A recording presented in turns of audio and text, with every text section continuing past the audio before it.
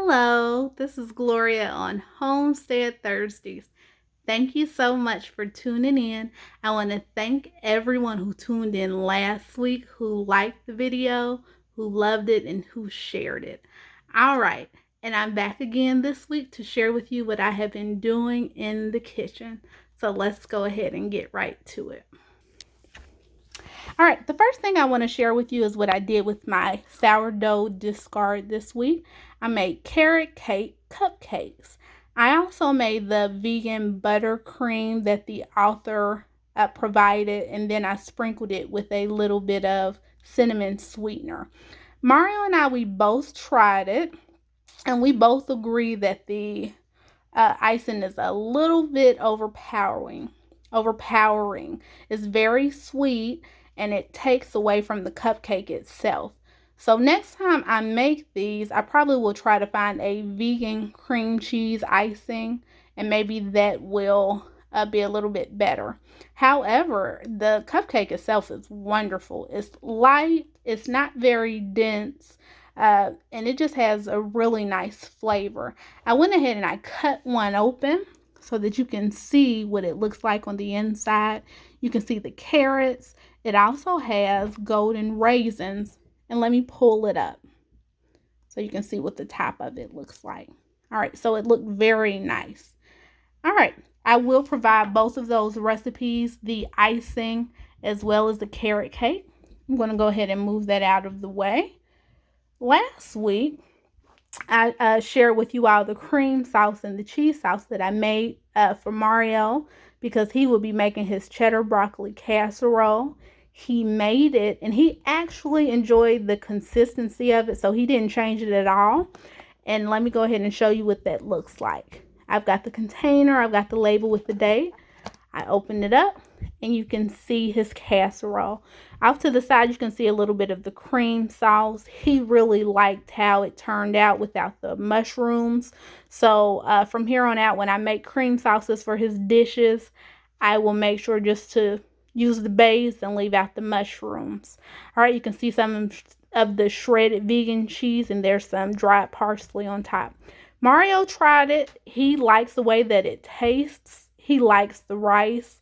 If there was that banza rice made out of chickpeas, which also has a good amount of protein in it. And I will for certain buy that rice again, and I will continue to buy the pasta too. So that is his cheddar broccoli casserole. I'm going to move that out of the way and show you what I made this week. This week, I made veggie stew. Okay, and I tried to put the sourdough on the inside. I love that idea, but it was just too much liquid. So I had to put that in the baggie. But I do want to show you the stew. I've got the label with the date. Let me go ahead and open it up. And you can see all of the veggies. This is a veggie-packed dish. It calls for red potato, carrots, rutabaga, mushroom, onions, and several different seasonings. And I'll tell you, when I made it, I had a friend over, and after it finished cooking, I took a little bit out so that she could taste it, and she absolutely loved it. So much, in fact, the very next day I made her a pot for herself, and she told me it was wonderful. I wish that you can smell it. Oh, it smells wonderful. So that is the veggie stew. Let me go ahead and move that out of the way and show you something else that I made.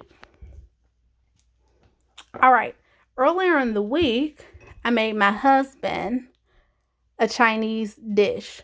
All right, let me go ahead and show you what's on the bottom.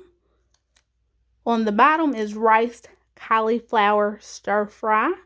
You can see this is a Gardein's crispy Mandarin chicken. And this little cup is a little bit of that Mandarin sauce. And this cup over here is sweet and sour sauce that I made, which is vegan, and it is keto, actually. And I actually have a good amount left. Okay, and then I've got some spring rolls from the Dollar Tree. Now, when I served this to Mario, he had no idea that that was riced cauliflower stir fry. He liked it so much, and he was really shocked that I had made the sweet and sour sauce as well. So I'm really impressed with that, and this is a dish I will probably keep in the rotation. I'm going ahead and move this over so that I can show you the packages in case you would like to get them. Here is the rice cauliflower stir fry. I got this from Trader Joe's. Now last week I mentioned net carbs, so I'm going to turn this over and show you how to figure out net carbs in case that might be new to you. All right, so you go to the nutritional label, you find the total carbs, which is 7 grams, and you subtract the dietary fiber, which is 2 grams. So that's 7 grams minus 2 grams equals 5 grams. And that's how many net carbs there are per cup. All right, so that is 5 net carbs per cup of this cauliflower rice stir fry, which is really low because traditional rice in your stir fry could be 30 grams or more. All right, let me show you something else. This is the Gardein Mandarin Orange Crispy Chicken. I got this from Kroger. You probably can find it at Walmart. And also, you probably can find it at Meijer as well. And then here's the package for the spring rolls. Okay, there are 10 of these. And I got them at the Dollar Tree for $1. So if your Dollar Tree has a frozen section, you might be able to find these there. Also, they have meatless meatballs. I have those, but I haven't tried them yet. So I have to report back another time. Now, last week I mentioned to you all about the chili. And Mario and I, we did go ahead and we had chili cheeseburgers. He liked it more than I did. I think it's a few more tweaks that I would want to make, but we'll have that again. I'm going to move on now and show you all this watermelon that I found at Kroger.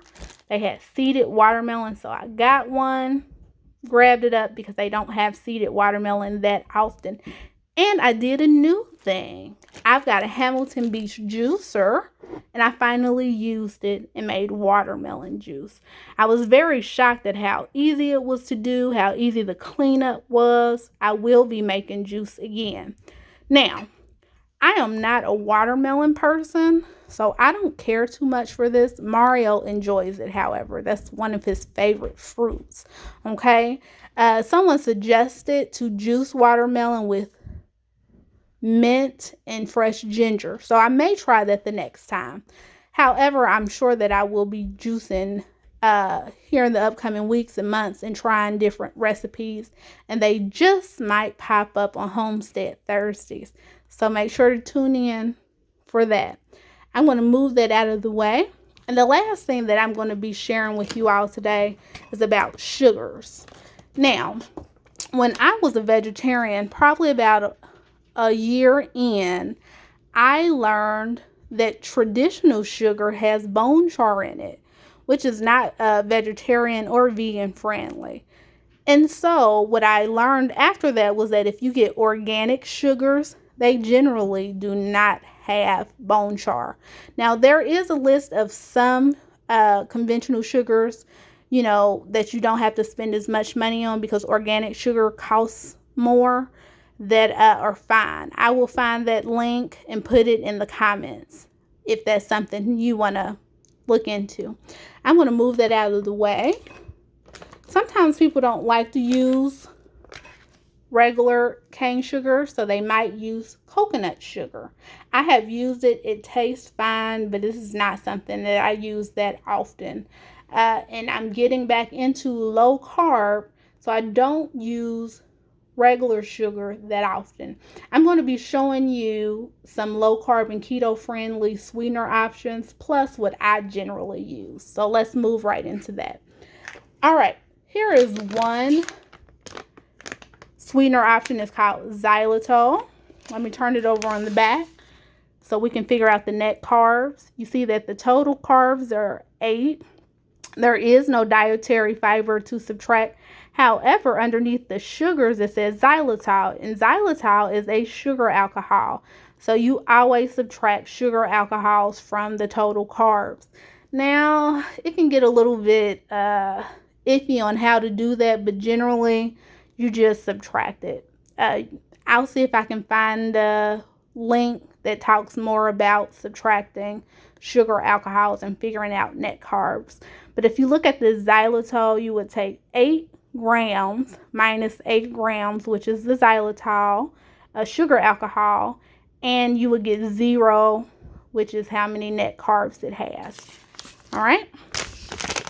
This is not only good for keto diets or low carb diets, but maybe even those who have pre-diabetes or diabetes and they're looking out for lower glycemic index type of sweeteners.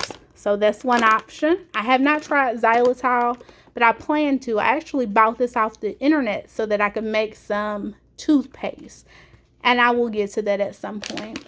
Here's another low carb option. This is erythritol. All right, let me show you the back. All right, so you can see that there are 6 total carbs minus erythritol, which is a sugar alcohol, which leaves you 0. So this is 0 net carbs. I got this from TJ Maxx, but you can also buy it off the internet.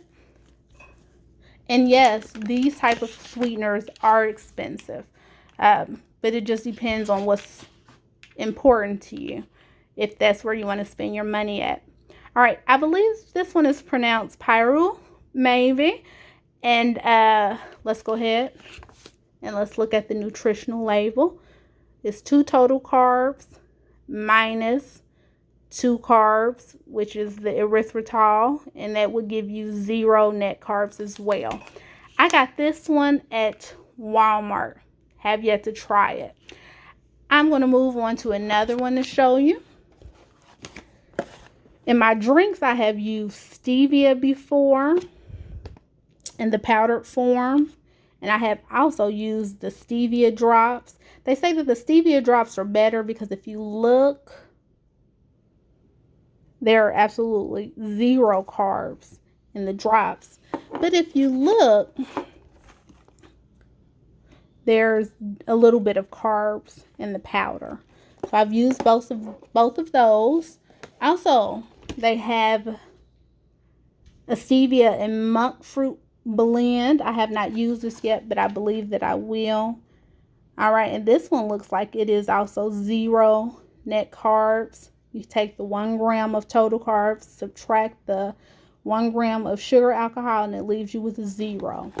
Now I'm going to move these out of the way, and I'm going to share with you what I use most often. When I do my cooking and sometimes baking, I use Lakanto monk fruit sweetener. This is also 0 net carbs. And if you look right there, it says 1-to-1 sugar replacement. So if you used a cup of sugar, you would use a cup of this. And I have this in the classic, which we would think of as your regular granulated sugar. And I also have it in the golden, which is similar to your brown sugar. And if you look Lakanto monk fruit up, their website, they actually have all types of low carb different items. They have pancake mix, they have syrups for your pancakes and waffles, and they also have chocolate drinking powder if you want to make like chocolate milk or a chocolate drink. So they have all types of things. And then the last one I want to show you is what I use quite a bit. This is Swerve. The first time I bought Swerve, I got it off of the internet. Myers has Swerve, and now Kroger has Swerve.